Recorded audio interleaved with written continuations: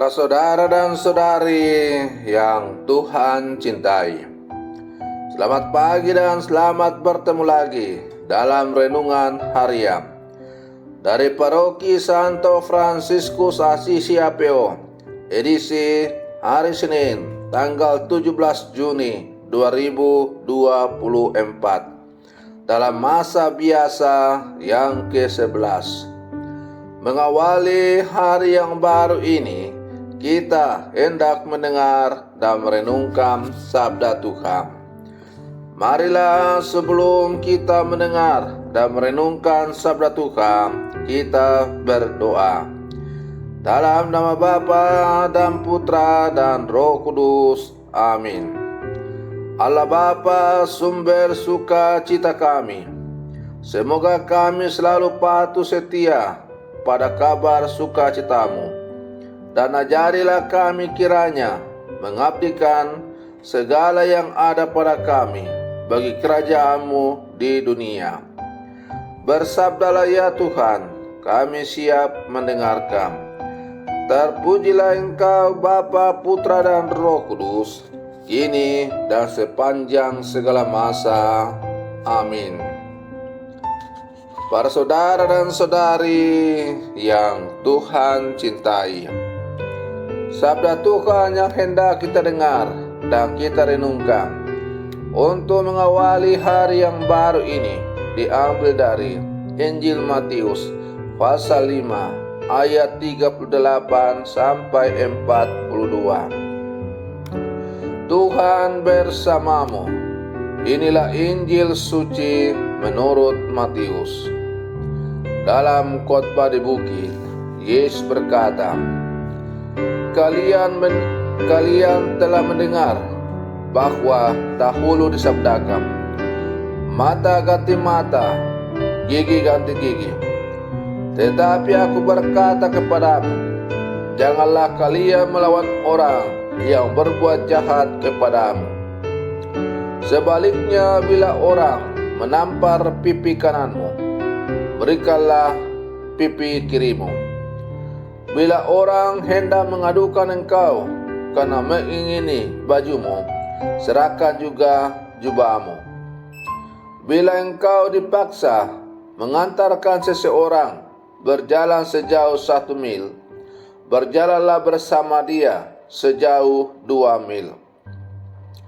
Berikanlah kepada orang apa yang dimintanya, dan jangan menolak orang yang mau meminjam sesuatu daripadamu.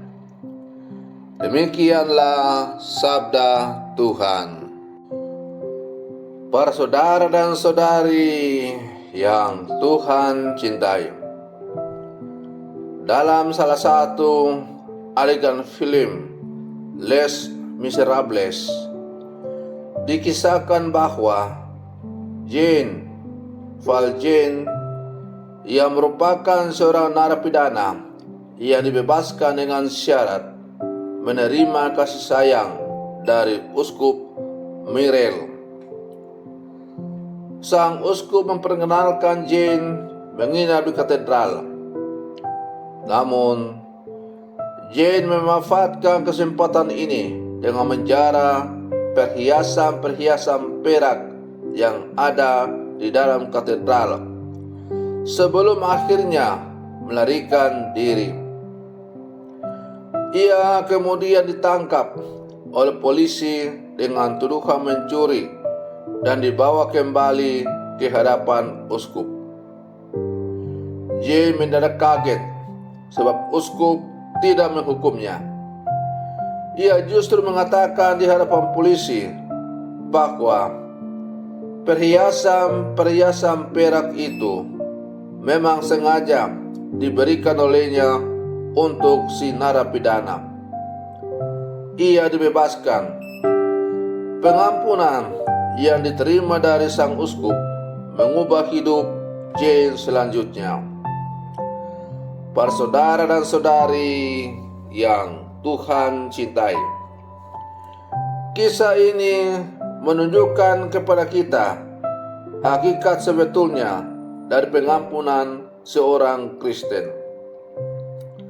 Dalam diri sang uskup kita menemukan kebenaran dari kata-kata Yesus dalam Injil hari ini yang baru saja kita dengar. Siapa yang hendak mengadukan engkau karena mengingini bajumu, serahkanlah juga jubahmu. Sabda ini merupakan upaya perlawanan terhadap hukum balas dendam, mata ganti mata. Yesus mengharapkan pengikutnya untuk bertindak kasih di hadapan kejahatan atau hal-hal buruk yang diperlakukan orang lain. Itulah yang dihidupkan oleh tokoh uskup dalam kisah film tersebut. Kejahatan tidak mungkin lenyap dengan kejahatan. Kebaikan mengubah hidup Jean Valjean. Ia kemudian menjadi seorang yang selalu mengupayakan kebaikan dalam hidup. Para saudara dan saudari yang Tuhan cintai, sabda Yesus hari ini merupakan ajaran tentang moralitas kehidupan. Sabda ini merupakan sebuah pengajaran bahwa sesungguhnya tindakan kasih itu memiliki daya untuk mengubah hidup seseorang. Kasih itu memiliki daya untuk menghidupkan. Mengasihi musuh atau mengasihi orang yang merugikan kita tentu merupakan hal yang rumit. Namun, cara pandang seorang Kristiani harus berbeda dengan orang-orang lainnya. Seorang Kristiani atau pengikut Yesus memiliki keyakinan bahwa cinta kasih mampu mengubah dan memperbaharui keadaan. Para saudara dan saudari yang Tuhan cintai, kita adalah murid-murid Yesus yang hidup di zaman sekarang. Menjadi pengikut Yesus berarti bukan hanya dengan kata-kata, tetapi harus sungguh menjadi nyata dan konkret dalam kehidupan kita. Pernyataan kita sebagai orang Kristen harus datang dari kedalaman iman yang sungguh mendasar, yang kemudian kita wujudkan dalam tindakan yang konkret melalui kata-kata dan perbuatan dalam seluruh kehidupan kita. Dengan demikian, pernyataan iman kita bahwa kita adalah seorang pengikut Yesus dalam tindakan yang nyata adalah merupakan sebuah kesaksian kepada dunia bahwa kasih akan mampu mengubah segala-galanya. Para saudara dan saudari yang Tuhan cintai, maka marilah kita terus berlangkah maju bersama, bergandengan tangan, selalu mewujud nyatakan kasih dalam kehidupan ini.